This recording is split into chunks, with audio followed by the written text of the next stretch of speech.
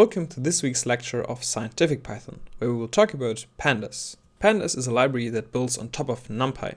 And very much like Numpy, we can use it for fast and efficient computations. And a lot of these functions are made possible by the indexing that Pandas provides. So in Numpy we only had the numerical indices, but now in Pandas we can attach almost any kind of label to our data. So you can imagine that we have a simple NumPy array containing some numbers, but we give each of the numbers a name, maybe as a string. And then on this labeled array we can not just perform element-wise operations, which is what we mainly did in NumPy, but we can also do more complex operations. More on that later, but you can imagine, for example, that we could sum up all the elements in the array that have the same name attached to them. This already touches on the fact that indices don't have to be unique, like they were in NumPy, but we'll get to that. Okay, so the first thing that we do is that we import Pandas, and we import it just like we import NumPy with an alias. So for NumPy we used np, and for Pandas we'll use pd. And because Pandas builds on NumPy, it is very likely that at some point we'll make use of one of the NumPy functions or data types, and so we will also import NumPy. Okay, now at the core of NumPy was the NumPy array. In Pandas we have two of these core objects. The first one is the Pandas series, and the second one will be the Pandas DataFrame. And the Pandas series is very much like a one-dimensional array, while the Pandas DataFrame is very much like a two-dimensional array. And so for the Pandas series we can actually use the same kind of syntax that we also use to initialize a NumPy array. But instead of writing np.array, we write pd.series. And to this constructor we can pass either a list or also a NumPy array. And we can already see on the left side of our values we have these indices here, which are created automatically. And once we created our Pandas series, we can access either the values using the .values, and that gives us then the values as a NumPy array. So our Pandas series is really just a NumPy array, but also with these special indices. Right now, of course, they don't look that special, but we'll get to that in a second. And so besides the values, we can also access the index of our Pandas series, and we do that with the .index. And we see that the index that is created automatically is a range index, starting from 0 to 4 with a step size of 1. And we can also turn this range index into a list, which gives us then the values 1, 2, 3, 4. And just like with NumPy arrays, we can use these squared brackets to index our series. And so here we're already using slicing, which is also supported. A small note on the dtype of our series. This works also just like the dtypes in the NumPy array, so it will always coerce to the lowest common denominator, which in this case is obviously float 64 since both of them are floats. So the 0.5 and also the not a number object. But if we change the 0.5 to a 5 and then run this again, then it will still be float 64 because the integer 5 can be a float, but the float none cannot be an integer. Okay, so we already made a lot of comparisons to NumPy arrays, and so we can think of Pandas series as generalized NumPy arrays. Generalized in the sense that our indices don't have to be numerical values, but they can be almost anything. And so for example, we can initialize our Pandas series with the indices a, b, d, c. And then we see the values to the right and the indices a, b, d, c on the left. We can also change the indices by accessing the .index of our series. And then we can assign to that, for example, the list containing a, b, c, d. And now we updated our indices. So we now have a, b, c, d. So now we have multiple options of how we access the elements of our Pandas series. Either we use the explicit index, so here the b, or we can also still use the numerical index. Or we first access the .values, giving us a NumPy array, and then from that we can take the first element. So these will be all equivalent. Okay, so if the numerical indexing remains intact, what happens if we also define explicit numerical indices? In this case, the explicit index, so the index that we define, will be preferred. So here we index not the third element, but the element that we attach the index 3 to. So it doesn't give us the 1.0, but instead the 0.25. Note, however, that when we slice using numerical values, then it will refer to the implicit indices that are created automatically. So this gives us the second and third value. And we can actually see the explicit indices on the left here. Now, as we teased in the beginning, the indices don't have to be unique. So in here we concatenate our data 2 times, which also gives us 2 versions of our indices. And what happens now when we index our Pandas series is that it will give us all the elements that are attached to this index. So the first 3 and also this 3. And the same logic applies when we assign a new value to this index. This will then change both of the values. So now here we have a 2 and also here. Okay, so we can think of Pandas series as generalized NumPy arrays because we're not limited to numerical indices, but can choose almost anything. Another way of thinking about Pandas series is as a specialized dictionary, and for that we can think of the indices as our keys that we use to access our values. And the reason we imagine it as a specialized dictionary is because the values in a Pandas series have to be of the same type, and so also the values of the imagined dictionary would also have to be of the same type. And that's why we would call it a specialized dictionary. And this specialization is of course important because that is what makes Pandas fast and also NumPy, since we don't have to do type checking for every operation. Okay, to make this analogy even more clearer, we can initialize a NumPy series from a dictionary. So in this dictionary, the keys are state names, and once we create our Pandas series, we can use the indices, or in dictionary terms, the keys, to access the values. A cool feature that is not possible with dictionaries is slicing. We already saw that slicing works with numerical values, and in Pandas series it works not only for the numerical indices, but for all indices. So we can slice from California to Illinois, and that gives us then the population count from California to Illinois. Notice that Illinois is also included, which is not the case for numerical slicing. Okay, now a quick summary on how we can construct the Pandas series object. We already saw that we can use lists or NumPy arrays and also dictionaries. What we have not seen yet is that we can also use scalars, so single values. And depending on how many indices we have, that determines how often we take that single value. So if we have 3 indices, that gives us 3 5s. One important thing for when we create series with dictionaries is that we have to be careful with the indices. So in here it just takes the keys and uses them as indices, but when we additionally specify indices, then the Pandas series will only contain the values that matches these keys, and it will also sort them in that order. So if we run that, we see that only the keys 3 and 2 are taken, and also in that order. Okay, now onto the Pandas data frame. The Pandas data frame is a 2D object, and we can think of it as placing multiple Pandas series next to each other in columns. And similar to the Pandas series, we can again imagine it as a generalization of a NumPy array, or as a specialization of a dictionary.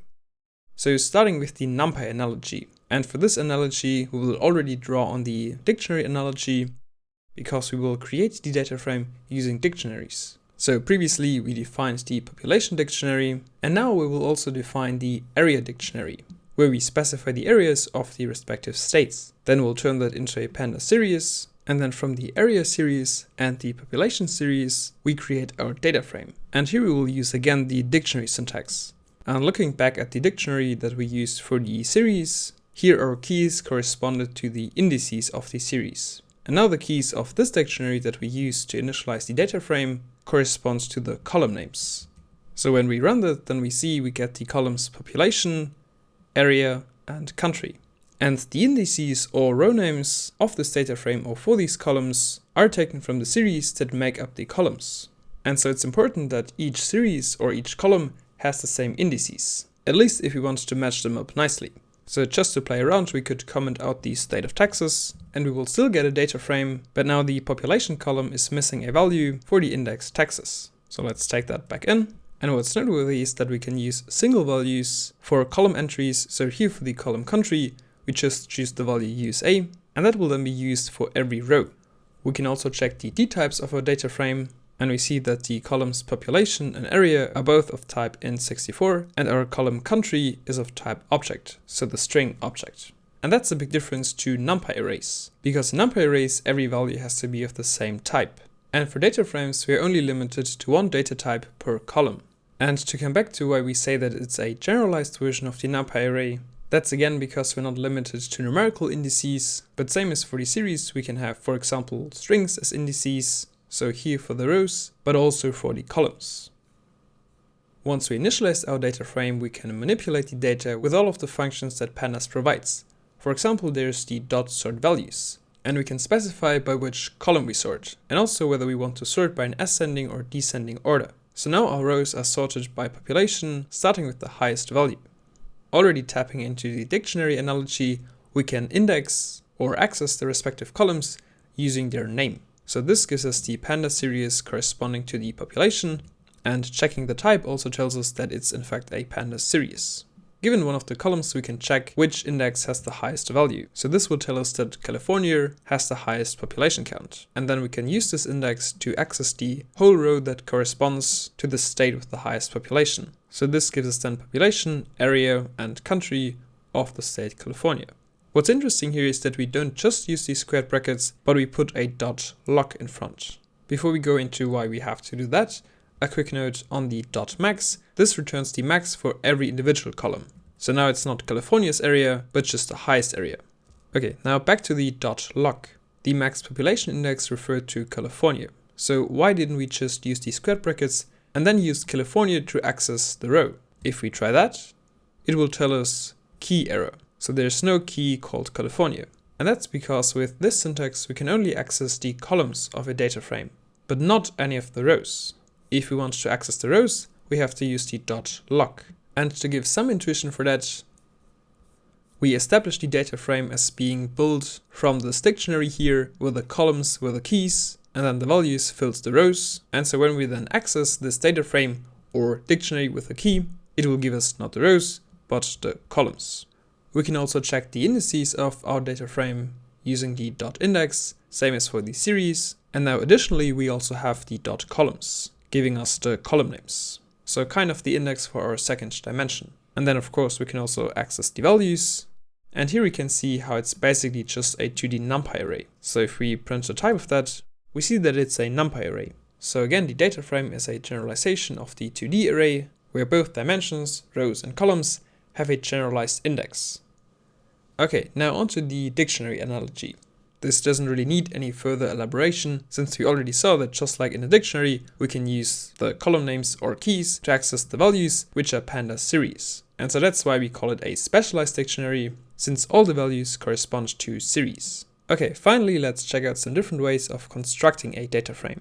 In the simplest case, we can initialize a data frame from a single Pandas series. And so we just pass it into the pd.dataframe and give it optionally some column name, and that gives us then this data frame.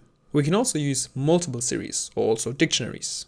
So our first series are the characters A, B, C, D, and then our second series are the characters E, F, G, H. And then in here we're not calling the dataframe function, which would have also been an option, but we'll use the concat. And so we're concatenating both series across the columns axis. So the normal way you might be thinking about concatenation would be the axis index, and that would just create a new Pandas series that concatenates both series. But if we choose the columns axis for concatenation, then it will put the series not below each other, but next to each other, so in the direction of columns. And here we didn't specify any column names, and so it will default to numerical values. Instead of using the strings, index, and columns, we can also use the numeric values 0 and 1, but it's often easier to read if we use the strings. Okay, next step is the initialization from a list of dictionaries. And the way this works is a little bit different to how we used to, because as a second argument, we don't pass columns, but we pass index. And so this determines the labels for our rows. So we have first dictionary, then second dictionary, and then our dictionaries are not the columns, but the rows. And similar to when we commented out the state of taxes, for the columns where there is no value, it will fill in a none. So our first row is the dictionary that has the keys A and B with the values 1 and 2. And so the keys are chosen as columns, so we have the columns A and B, and then we have the values 1 and 2. But then in our second dictionary, we have the keys B and C, so there's no A. And so because there is no value for A, it will fill in a none. Okay, once the data frame is initialized, we can again access the different columns, and we can again look at the D type, which will be the lowest common denominator. So for float and float, it's obviously float, and for integer and integer, it will also be integer. We can also check again the D type of our whole data frame. And now what's interesting is that if we access rows, the D types have to be again coerced. So here we access the first row, where we have the values 0.1, 2, and a none. And so we have two floats and an integer. And so this integer has to be converted to a float. And so we see the D type of the whole series will be float. Okay, finally, we can also use two-dimensional Numpy arrays to create data frames. And this also showcases one of Pandas' many time-related functions. To give some background, Pandas was originally created to handle time series data. So that's why we have so many of these time-related functions. And this here is a range function, but for time. So we set some start date, and then define how many days we want to have, and then we can use this object, which is an index object, for the index of our data frame. So we put the dates in here, and that then sets up the indices. So we have here 6 days. And we also define the column names with the characters A, B, C, D. And for the values, we'll initialize a random array with the shape 6, 4. So 6 rows, 4 columns. Okay, now an exercise for you. Your task is now to create a data frame from the given dictionary, plus this list here, and these labels, which should be the indices. So that's the data for our columns, and that's for the indices. You'll find the solution below the video. Okay, so again in short, Pandas series are NumPy arrays, but we can label the elements with indices. Pandas data frames are like 2-dimensional arrays, but we can label both the first and second dimension, so rows and columns. And why this labeling can be so useful, you will discover in the next videos.